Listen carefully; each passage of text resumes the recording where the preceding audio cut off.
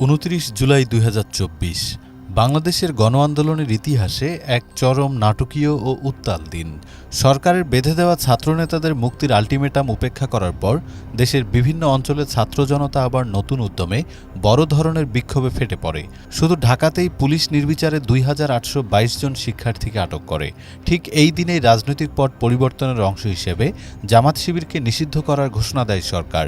অন্যদিকে ডিবি কার্যালয়ে বসে বৈষম্যবিরোধী আন্দোলনের সমন্বয়কদের সঙ্গে খাবার খাওয়ার ছবি সোশ্যাল মিডিয়ায় ছড়িয়ে পড়লে হাইকোর্ট ডিবিকে তীব্র ভাষায় তিরস্কার করে। তবে এর চেয়েও বেশি রহস্য তৈরি হয় স্বজনদের সাক্ষাৎকে কেন্দ্র করে। ডিবি হেফাজতে থাকা সমন্বয়কদের দেখতে যান তাদের পরিবারের সদস্যরা। পরবর্তীতে গণমাধ্যমের স্বজনরা জানান, হাসনাত, নুসরাত ও নাহিদ সহ সবাই ভালো আছেন এবং তাদের সঙ্গে ভালো আচরণ করা হয়েছে। সরকারের রক্তক্ষয়ী দমনপীড়নের বিরুদ্ধে দেশের বিশ্ববিদ্যালয়গুলোর অধ্যাপকরা নিপীড়ন বিরোধী শিক্ষক সমাবেশ করে ছাত্র হয়রানি ও গণগ্রেপ্তার বন্ধের জোরালো দাবি জানান। ঢাকা বিশ্ববিদ্যালয়ের অপরাজেয় বাংলায় নিহত শিক্ষার্থীদের স্মরণে পালিত হয় নীরবতা। তবে মন্ত্রিসভা থেকে ৩০ জুলাই শোক দিবস পালনের যে ঘোষণা দেওয়া হয়, বৈষম্যবিরোধী ছাত্র আন্দোলন তাৎক্ষণিকভাবে তা ঘৃণাভাবে প্রত্যাখ্যান করে। টান টান উত্তেজনায় ভরপুর সেই দিনটি পুরো দেশকে এক অদ্ভুত ও সংকটাপন্ন পরিস্থিতির মুখোমুখি দাঁড় করিয়েছিল।